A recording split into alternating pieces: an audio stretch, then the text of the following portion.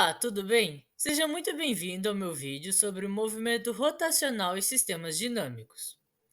Você já se perguntou por que uma roda gira, como um satélite mantém sua orientação no espaço ou por que um patinador gira mais rápido ao fechar os braços? A resposta está na física rotacional. Nesse vídeo, vamos desvendar os principais conceitos do movimento angular, aplicando-os ao comportamento de corpos rígidos. Lembrando que todos os vídeos usados, assim como o link do meu artigo, estarão na descrição desse vídeo. Vamos começar então. Vamos iniciar com o conceito de rolagem. Quando um corpo gira e se desloca ao mesmo tempo sem escorregar, como por exemplo uma bola de futebol que gira enquanto está em movimento, temos o que chamamos de rolamento puro ou rolamento sem deslizamento.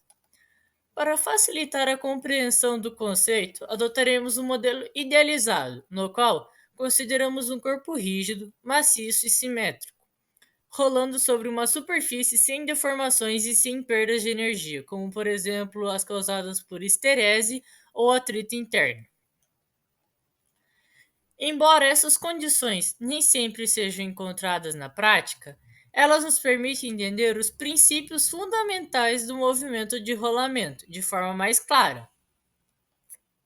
Nesse tipo de movimento, o ponto do corpo que está em contato com a superfície está momentaneamente em repouso em relação a ela. Isso acontece quando a velocidade do centro de massa, representada por V, é igual ao raio da esfera, representada por R, vezes a velocidade angular, representada pela letra grega ômega minúsculo. Como explorado mais para frente, essa condição garante que o corpo role de forma suave, sem escorregar. E quem garante isso é o atrito estático, que, embora não realize um trabalho, é essencial para manter o movimento de rolagem. Suponha que uma bola, por exemplo, de golfe, role sobre uma superfície sem escorregar. Se a velocidade angular da bola for igual a ômega, que é igual a 3 radianos por segundo, e o raio da bola for 2 centímetros, a velocidade do centro de massa será VCm igual a R vezes ômega. Logo, a velocidade é igual a 0,02 vezes 3, que é igual a 0,06 metros por segundo. Agora que entendemos o que é rolagem, vamos analisar o que acontece com a energia cinética nesse tipo de movimento. A energia de um corpo em rolagem é composta por duas partes: a energia translacional, que está associada ao movimento do centro de massa, e a energia rotacional, que está associada à rotação do corpo ao redor do seu eixo. A energia cinética total é a soma dessas energias, e isso nos dá a seguinte expressão para a energia cinética total: energia cinética K é igual a 1 meio da massa vezes a velocidade ao quadrado, que representa a energia translacional. Isso mais 1 meio do momento de inércia vezes a velocidade angular ao quadrado, que representa a energia rotacional. Para contribuir com a compreensão, o vídeo a seguir da UFRJ trará um problema relacionado a um rolamento em um plano inclinado. Para começar a falar desse assunto, faremos uma das atividades preferidas dos físicos: imaginar um plano inclinado.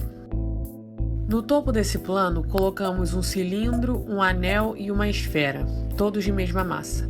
Considerando que esses corpos, partindo do repouso, rolem pela rampa sem deslizar, ou seja, que há atrito a ser considerado, você consegue me dizer qual deles chega primeiro na parte inferior?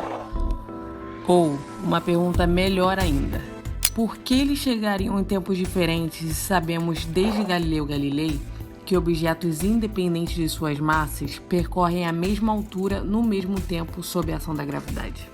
O motivo para esses corpos percorrerem a rampa em tempos diferentes tem a ver justamente com o fato de que esses corpos rolam sem deslizar e com como a energia é distribuída em um corpo durante esse movimento. Pensemos assim: o movimento de um corpo rígido pode sempre ser descrito como a translação de um ponto, mais a rotação em torno desse ponto.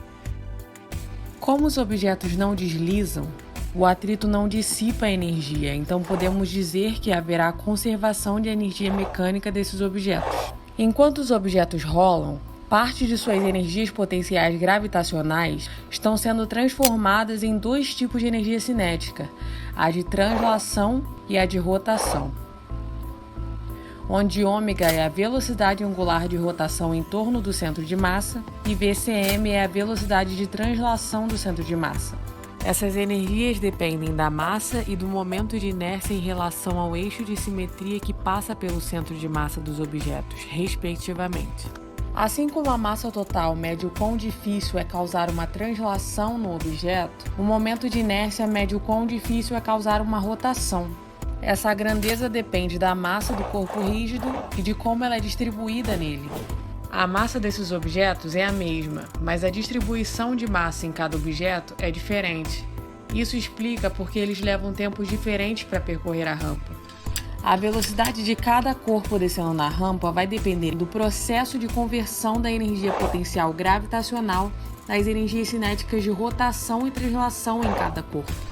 A energia potencial que é convertida em energia cinética de rotação faz com que a energia cinética de translação seja menor do que se não houvesse rotação.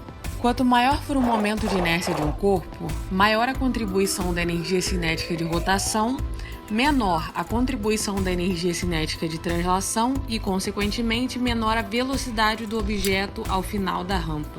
Como os objetos percorrem a mesma distância, o objeto com o menor momento de inércia levará menos tempo para chegar até o final. A essa altura, você já deve ter deduzido o resultado da corrida. A esfera tem o menor momento de inércia, portanto, ela chega primeiro ao final. Em segundo, temos o cilindro e em terceiro, o anel.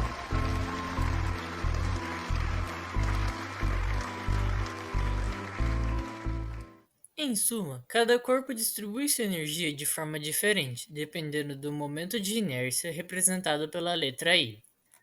Isso explica por que uma esfera chega antes ao fim da rampa do que um anel, mesmo que ambos tenham a mesma massa e o mesmo raio.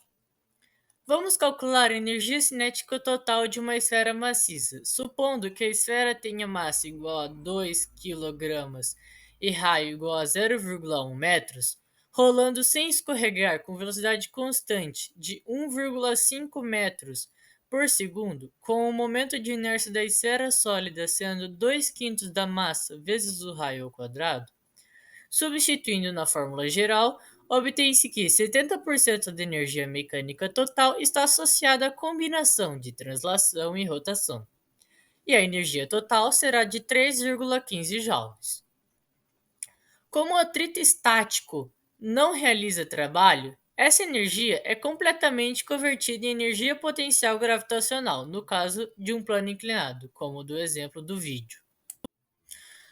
Assim como a quantidade de movimento linear está para a translação, o momento angular está para a rotação.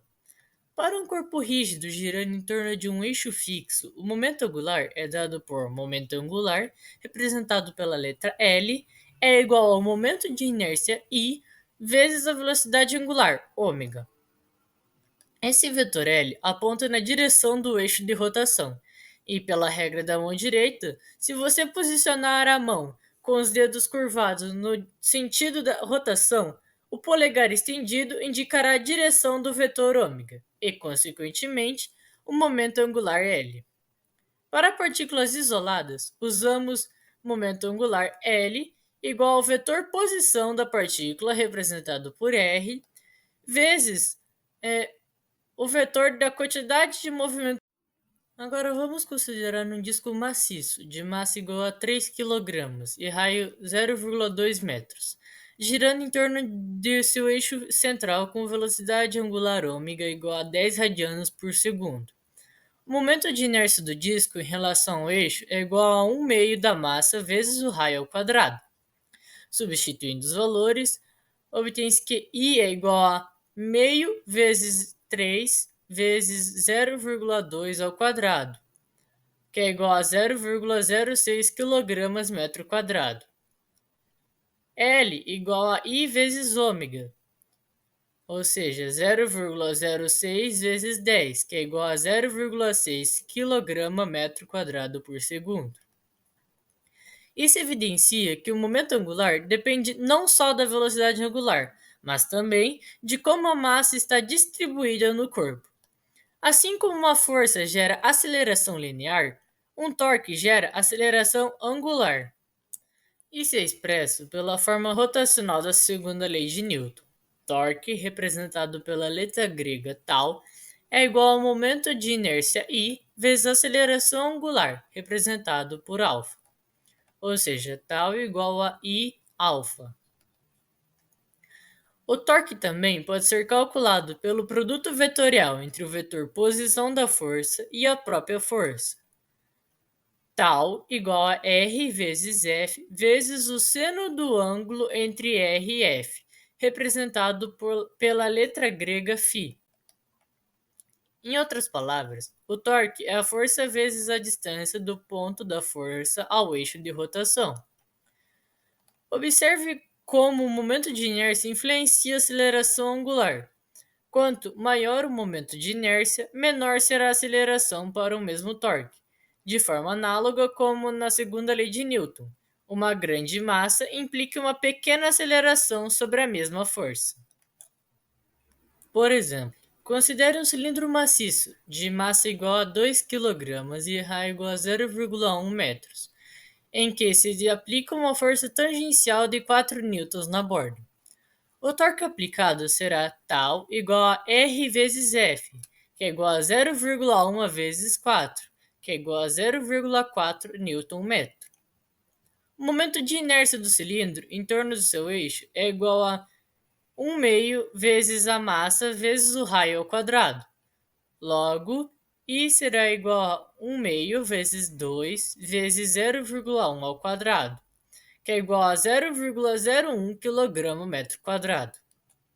Logo, a aceleração angular será a aceleração angular alfa é igual a τ dividido por I, que é igual a 0,4 dividido por 0,01, que é igual a 40 radianos por segundo ao quadrado. Quando não há torques externos agindo sobre um sistema, o momento angular é conservado, ou seja, L constante. Em outras palavras, I1 vezes ômega 1 é igual a I2 vezes ômega 2. Ou seja, o momento angular inicial é igual ao momento angular final. Um exemplo clássico é o de um patinador girando. Com os braços abertos, o momento de inércia é maior e a rotação é mais lenta. Quando ele recolhe os braços, o momento de inércia diminui e a velocidade angular aumenta.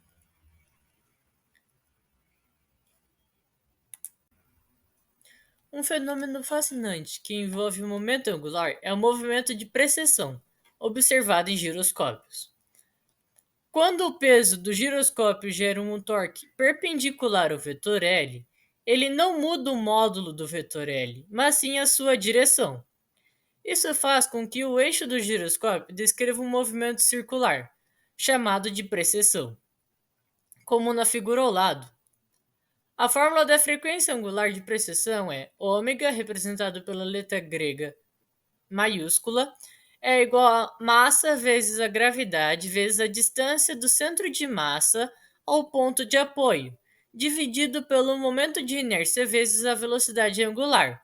Ou seja, ômega é igual a mg, que representa a força gravitacional, vezes r, que é dividido por exemplo, um giroscópio tem um disco de massa igual a 2 kg e raio igual a 0,1 metros, montado de modo que seu eixo de rotação possa girar em torno de um ponto de apoio fixo a uma distância de 0,15 metros do centro de massa do disco.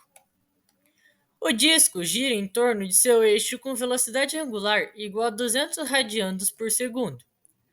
Considerando o momento de inércia do disco como I igual a 1 meio da massa vezes o raio ao quadrado, ou seja, I igual a 1 meio vezes 2 vezes 0,1 ao quadrado, que é igual a 0,01 kg/m², determine a.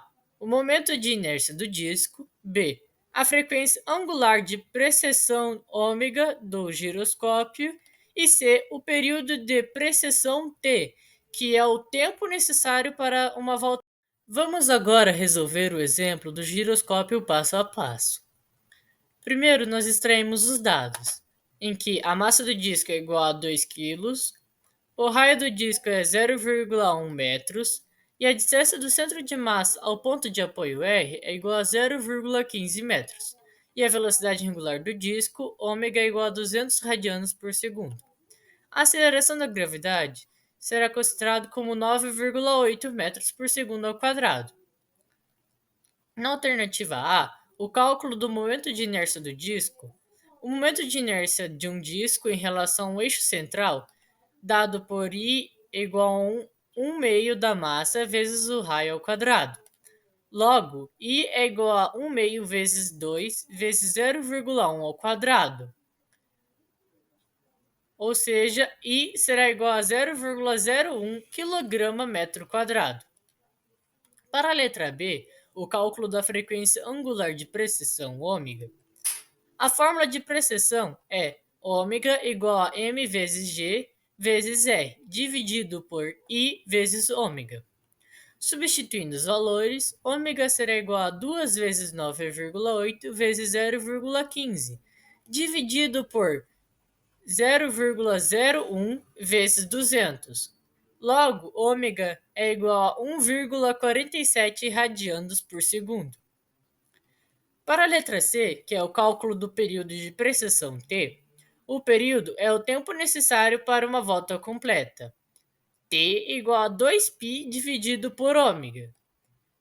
T, então, será aproximadamente 6,28 dividido por 1,47.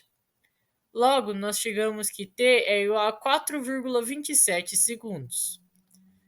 Para melhor compreensão do movimento de precessão do giroscópio, a seguir terá um vídeo da USP.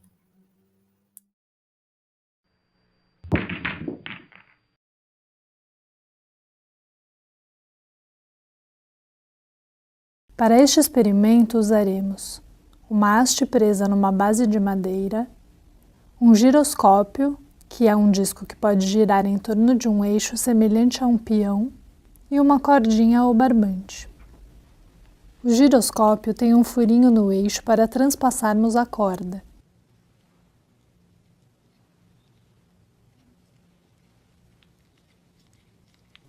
Ao girar o disco, a corda é enrolada no eixo. E quando puxamos com força, o disco gira em alta velocidade angular. Por causa da inércia de rotação, o disco tende a conservar este movimento de rotação com o seu eixo apontando sempre para a mesma direção. Esse efeito faz com que o giroscópio se mantenha em pé, mesmo apoiado em apenas um ponto no suporte de madeira. Porém, após alguns segundos, o giroscópio passa a executar um movimento cônico em torno do ponto de apoio, chamado de movimento de precessão. Isso acontece por causa da força da gravidade, força-peso, que aplica um torque sobre o centro de gravidade do disco. Mesmo numa posição quase horizontal do eixo de rotação, o disco não cai, mas descreve o movimento de precessão. Com o passar do tempo, por causa dos atritos, o disco diminui a sua velocidade angular até cair do suporte. Ou seja, o movimento de precessão do disco acontece por causa da força de gravidade que age sobre o disco. Se não houvesse a força da gravidade, não haveria movimento de precessão, e o disco manteria a posição do eixo inalterado. Infelizmente, chegamos ao final do nosso vídeo. Todos os conceitos que discutimos, rolagem, forças e energia cinética, momento angular, segunda lei de Newton aplicada à rotação, conservação do momento angular e precessão, se integram no que chamamos de movimento de rolamento de corpos rígidos. Esse tipo de movimento é uma combinação de tudo: rotação, translação, atrito estático, distribuição de massa e conservação de momento angular. Entender o movimento rotacional é essencial para compreender desde os sistemas mais simples até os mais complexos, como veículos, robôs, satélites e instrumentos científicos. Obrigado por me acompanhar e lembre-se, a física está em tudo que gira ao nosso redor.